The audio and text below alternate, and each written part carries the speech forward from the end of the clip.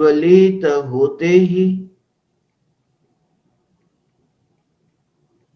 ज्ञानी स्वयं को राख की दीवार का पड़ोसी मानता है और मोक्ष मार्ग का मुसाफिर जानता है।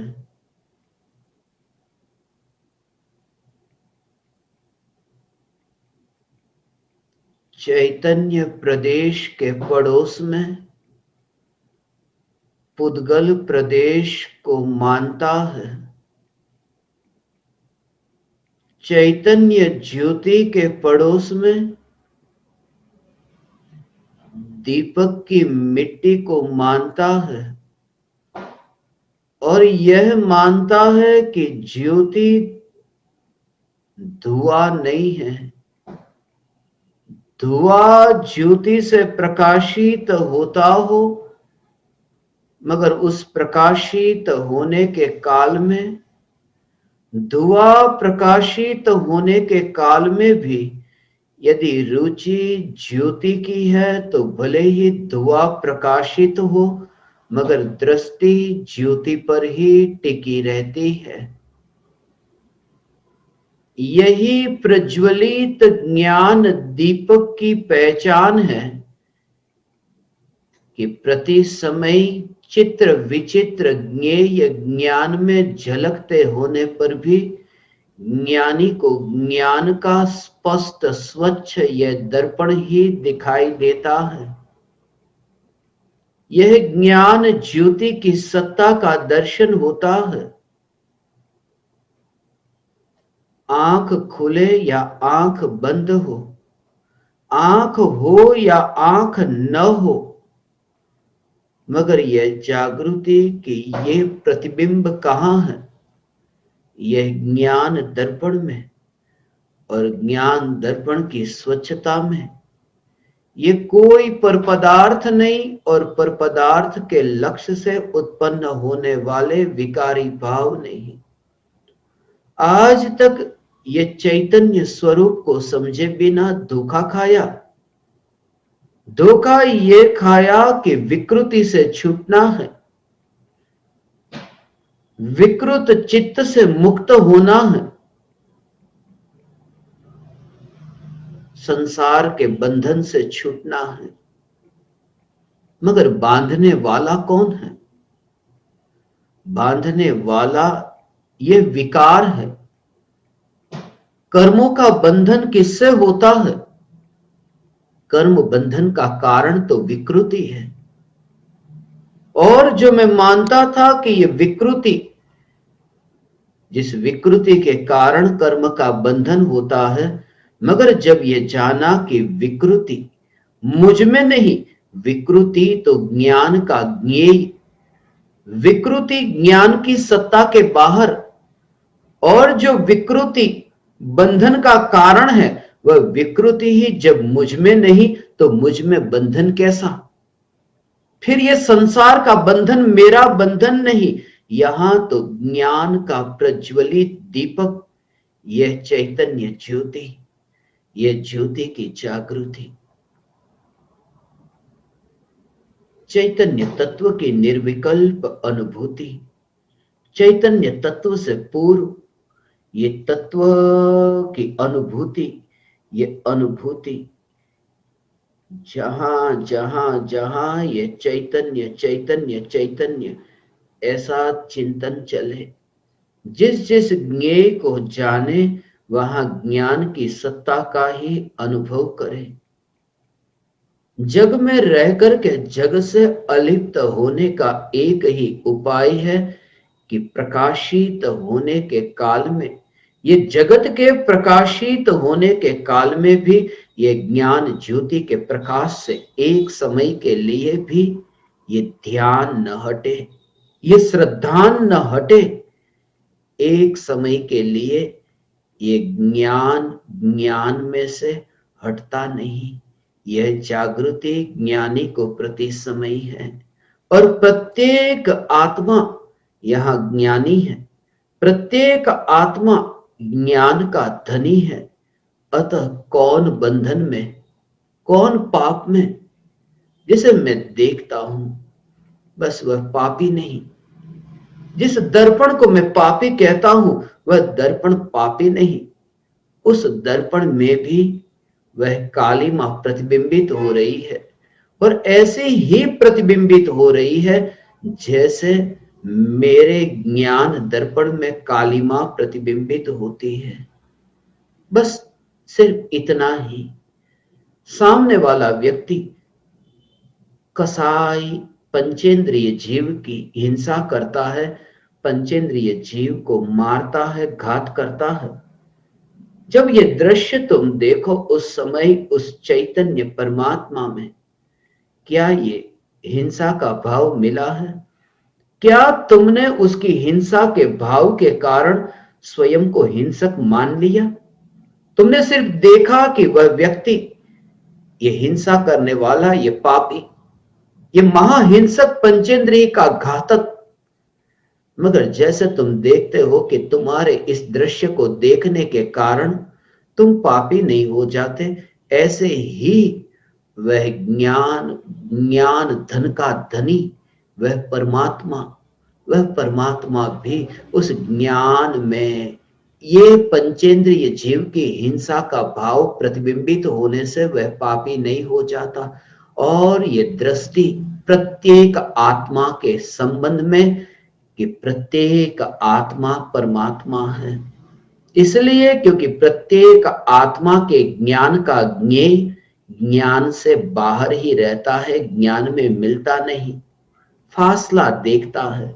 इसलिए ज्ञानी पंचेंद्रिय जीव की हिंसा करने के विकार और ज्ञान की शुद्ध चैतन्य सत्ता, इन दोनों के बीच में एक फासला देखता है। ये फासला देखने वाली दृष्टि, इस दृष्टि का नाम सम्यक दृष्टि है। और यहां फिर प्रत्येक आत्मा परमात्मा, क्योंकि नारकी के ये अपराध, निगोदिया के अपराध, ये स्वर्ग और ये मनुष्य, ये संसारियों के अपराध, ये अपराध भी तुम्हें अपराध नहीं लगते तब जब तुम ज्ञान को देखते हो, जब जानना जानना जानना, बस इस कार्य को तुम देखते हो। अलिप्त है, अछूता है वह ज्ञान। तुमने छुए बिना जैसे दूर से उस कसाई की हिंसा के कार्य को, उस कृत्य को तुमने देखा, जैसे दूर से तुमने देखा, बस ऐसे ही तुम दूर से ये देख सको कि वहां चैतन्य परमात्मा जिसमें ये विकृति प्रतिबिंबित हो रही है। ऐसे ही प्रत्येक पापी में परमात्मा दृष्टि तभी संभव है जब तुम परमात्मा को आसमान और उस पाप की विकृति को जमीन में देखो और दोनों के बीच में तुम फासला देखो। ऐसा फासला देखने वाली दृष्टि जिन्हें प्रकट हुई वे ज्ञानी है।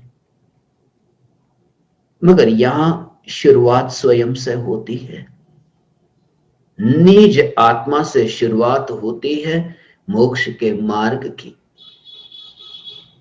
जिसने यहां की विकृति से ही नाता न तोड़ा, वह फिर पर और पर के लक्ष्य से होने वाले ये पराये के विकार से नाता कैसे तोड़ सकता है? इसलिए जिसने स्वयं को परमात्मा के रूप में देखा, उसकी दृष्टि ही ऐसी होगी, क्योंकि जैसी स्वयं की रुचि है जगत में ऐसा ही दर्शन होगा। हमने अधर्म भी किया है तो अपने कारण ही, और धर्म किया तो भी अपने कारण ही। अपने को ही देख करके ही धर्म में प्रवेश करते हैं। आज तक हमारा जो धर्म हुआ वह धर्म नहीं, वो हमारी ही भीतर की वृत्तियों का ही एक प्रदर्शन है, इसके अतिरिक्त और कुछ भी नहीं। जैसी जैसी हमारी भीतर की वृत्ति है, बस वे ही वृत्ति फिर किसी और रूप को धारण कर लेती है और मान लेते हैं कि मैं धार्मिक हो गया। स्नान करता था रोज और इसलिए यही वृत्ति फिर यहां थी तो परमात्मा में फिर वहां ढली।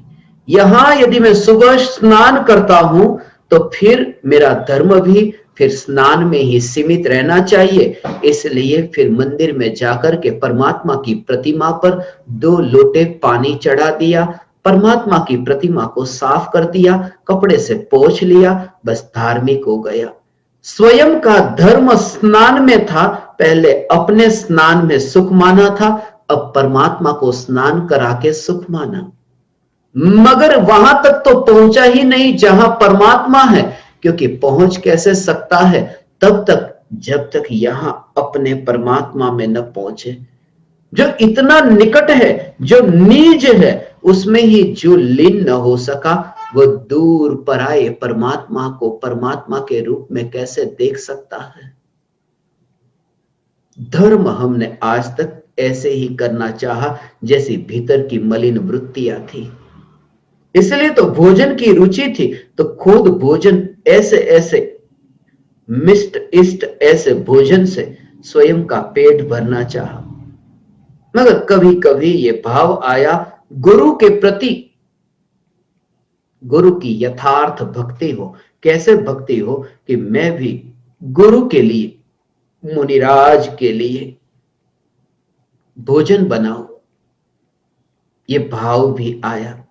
मुनिराज के लिए भोजन तैयार किया है, यह भाव भी आया कि मुनि को आहार दान दो। खुद को आहार देने का यह विकल्प था और उसमें जो मजा आता था, अब वो मजा वहां पर परिवर्तित हुआ कि मुनि को आहार देकर के मजा लेता है। और महत्वपूर्ण यह नहीं है कि तुम स्नान करते हो कि परमात्मा स्नान करते, महत्वपूर्ण यह नहीं है कि तुम भोजन करते हो या फिर मुनि भोजन करते हैं। सत्य तो यही है कि तुम्हारा धर्म देह की क्रिया में है, तुम्हारा धर्म इंद्रियों के विषयों की, ये बाहर की, ये प्रवृत्तियों में है। और धर्म प्रवृत्तियों में नहीं है, धर्म वृत्ति भी जिसमें मिली नहीं, उस ज्ञान में स्थिर होने में है। प्रवृत्ति में तो धर्म है ही नहीं, वृत्ति में भी नहीं, वृत्ति जिसमें मिली ही नहीं, ऐसे ज्ञान में स्थित होने में। ये स्वभाव है, और स्वभाव के लिए फिर कहां पर की और ध्यान। इसलिए पर में धर्म भी नहीं और पर में अधर्म भी नहीं। इसलिए बाहर में आदिनाथ भगवान या फिर महावीर भगवान, ये बाहर की पत्थर की प्रतिमाओं को पूजते पूजते ही इतने आदी हो गए हैं कि बस इसके अतिरिक्त कुछ विचार भी नहीं आता। और सत्य का ये संदेश कोई तुम्हारे तक पहुंचाए तो झटका लगता है, क्योंकि बचपन से गले लगाया था वह खिलौना। जैसे बच्चे के पास से खिलौना छुड़ाया जाए, ऐसे ही तुम्हारे हाथ से पूजा की थाली छुड़ाई जाए, झटका तो लगता है कि ये क्या कर रहे हो, इसी में ही मेरा सुख था, मेरा धर्म था। बाहर में ही धर्म माना, बाहर में ही अधर्म माना। ये धर्म भी बाहर में और अधर्म भी बाहर में। वास्तव में इसलिए तो संसार बाहर में दिखता है। इसलिए तो जब भी ये बात आती है कि संसार से छूटना है, तो ये विकल्प आता है कि पर से छूटना है। पर से नहीं छूटना, क्योंकि पर ने भटकाया नहीं। लोग कहते हैं यहां पर जो भी पराया है, बस यही संसार। पराये को संसार समझो, पराये को ही नरक समझो। पराया है बस वो नरक है। पराये में गिरो मत, पराये में फंसो मत। जो भी पराया है वह नरक है। ज्ञानी ये नहीं कहते, ज्ञानी ये नहीं कहते कि पराया है वह नरक है, पराया नरक है। यह तो वह कहते हैं जिसने पराये को स्वर्ग के रूप में पाना चाहा था और सुख न मिला, तब फिर वे नरक का नाम दे देते हैं। वास्तव में कोई पराया नरक नहीं है, क्योंकि पराये में स्वर्ग की कल्पना ही जिसने नहीं की, फिर नरक की कल्पना भी कैसे पैदा होगी। कोई पराया कारणभूत नहीं, पराये पर दोष देने योग्य नहीं। अर्थात ये देह की क्रिया में धर्म या अधर्म, ये दोनों प्रकार का ये सिंबल, ये मोहर लगाने की जरूरत नहीं। कोई पराया दोष रूप नहीं। पराये को नरक कहना, पराये पर आरोप लगाना, ये व्यर्थ है। ये ऐसे ही व्यर्थ है जैसे कोई व्यक्ति रेत में से तेल निकालना चाहे और तेल निकले नहीं, तब वह कह दे कि ये रेत तो नरक है। रेत नरक थोड़ी ना है, रेत तो रेत है, मगर वो तेल निकालने की चाहत ही, ये संदेश, ये अंदर की वेदना जो बाहर निकालती है कि रेत है, बस वहीं पर ही नरक है। तुम दीवार से बाहर निकलना चाहते थे और दीवार से बाहर न निकल सके, टकराए, सिर फूट गया, लहूलुहान हो गए, और तुमने कहा कि यह दीवार तो नरक है। दीवार नरक नहीं है, तुम्हारी ये अंधाधुंधी, बस इस कारण से तुम्हें दीवार नरक लगती है। जब सम्यक दर्शन प्रकट होता है, दृष्टि सम्यक्त्व होती है, तब इस जगत में कोई पराये में अधर्म नहीं दिखता, कोई पराये में अधर्म नहीं दिखता। इसलिए धर्म के लिए पराये की खोज भी नहीं करता, पराये में परिवर्तन नहीं करता, पराये से छूटना नहीं चाहता। इसलिए अधर्मी या तो फिर पराये को पकड़ना चाहता है या फिर पराये को छोड़ना चाहता है, और धर्मी पराये को पकड़ना और छोड़ना नहीं, बस ज्ञान, जिस ज्ञान में पराया सिर्फ प्रतिबिंबित होता है, यह जागृति है और ज्ञान में कहीं पर भी नहीं। यह जागृति, ये ज्ञान स्वरूप की जागृति। मगर ये बात तो कि पराया ज्ञान में प्रतिबिंबित होता है, ये पराया जो ज्ञान में प्रतिबिंबित होता है, इससे आत्मा की अनुभूति कैसे हो जाएगी? नहीं होगी। इसलिए तो ये कहा कि ये जो ज्ञान, जो ये जानता है कि पराया ज्ञान में प्रतिबिंबित होता है, उस विचार में भी तुम अटकना मत। अब आगे यात्रा करना। क्यों? क्योंकि पराया ज्ञान में प्रतिबिंबित होता है, इस विचार से उपयोग न्यायक में नहीं ढलता, निर्विकल्प अनुभूति नहीं होती। उपयोग न्यायक में ढलता है। वो कैसे ढलता है? उसका स्वरूप अद्भुत है। जब ध्यान न्यायक में लीन होता है, ढलता है, ज्ञान न्यायक में ढलता है। पहले तो ये विकल्प होते हैं।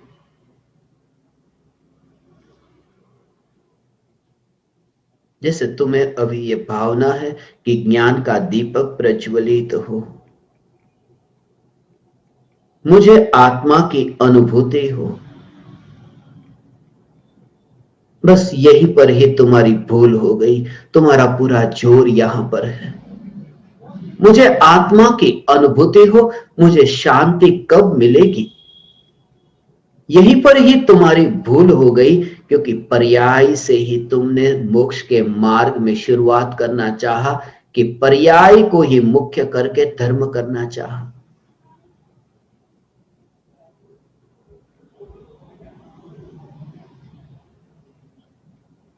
ये ज्ञान प्रकट हो रहा है। ये ज्ञेय की सिद्धि में ज्ञेय की सिद्धि नहीं है, ज्ञान की सिद्धि है। फिर वह ज्ञेय कोई भी हो। बचपन में मैंने पढ़ा था, स्कूल में पढ़ता था, तब ये पढ़ा था सर्वज्ञ की सिद्धि। सर्वज्ञ परमात्मा है और वे वितरागी है, वे ही सर्वज्ञ है। वितरागी है, वे ही सर्वज्ञ है। ये पढ़ता था सर्वज्ञ की सिद्धि। मगर सर्वज्ञ की सिद्धि जब होती है, तब सिद्धि सर्वज्ञ की नहीं, सिद्धि ज्ञान की होती है। क्योंकि सर्वज्ञ की सिद्धि कोई हवा में थोड़ी होती है। मैंने ये जाना कि सर्वज्ञ है, वह सर्वज्ञ को कहां जाना? वह भी तो ज्ञान में ही तो जाना है। मुर्दा तो जानता नहीं कि सर्वज्ञ है। आंख से पढ़ने में आता है, अक्षर शब्द ये पढ़ने में आते हैं, मगर वहां जानना तो नहीं होता। सर्वज्ञ को जानने वाला ज्ञान। इसलिए यहां तक कि जब सर्वज्ञ को जानने वाला ज्ञान, यहां ज्ञान की ही तो सत्ता है, ये ज्ञान का ही तो अस्तित्व है। सर्वज्ञ को जानने वाला ज्ञान, ये भी तो ज्ञान है। और वह सर्वज्ञ एक नहीं, अनंत सर्वज्ञ हो। मगर अनंत सर्वज्ञ को जानने वाला यह ज्ञान, ये ज्ञान की सिद्धि है। ये कौन प्रकाशित हो रहा है? ये ज्ञान प्रकाशित हो रहा है। ज्ञान, ज्ञान, ज्ञान, ये ज्ञान प्रकाशित हो रहा है। तो फिर आत्मा को कैसे पहचानना?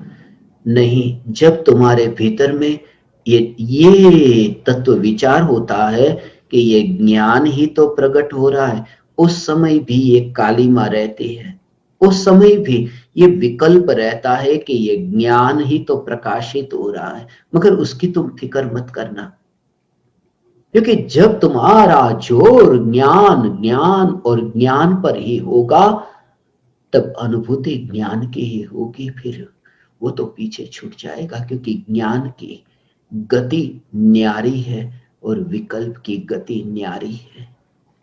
वह ज्ञान ज्ञान में ढलता है, विकल्प को लेकर के नहीं ढलता। मगर यह ज्ञान स्पष्ट जानता हो, ज्ञान में यह स्पष्ट जानने में आए, विकृति है फिर भी आत्मज्ञान हो सकता है, मगर विकृति ज्ञान में है यह मानकर आत्मज्ञान नहीं हो सकता। इसलिए विकृति से इतना डरे मत, सिर्फ ये प्रकट कौन है, ये ज्ञान है। क्यों, कैसे, ऐसी शंका नहीं, क्योंकि ये शंका, ये धार्मिक व्यक्ति की शंका नहीं है, ये तार्किक व्यक्ति की शंका है। क्यों? पानी H2O, यदि एरिस्टोटल को यदि पूछो तो एरिस्टोटल पहले ही पूछेगा कि H2O से पानी क्यों बनता है। मगर यदि तुम आइंस्टीन को पूछो, आइंस्टीन कहेगा H2O से पानी बनता है। क्यों? उसका जवाब नहीं, क्योंकि यह स्वभाव है, यह धर्म है, और उस धर्म के लिए क्यों नहीं होता, यह है। वहां तर्क नहीं, वहां विज्ञान है।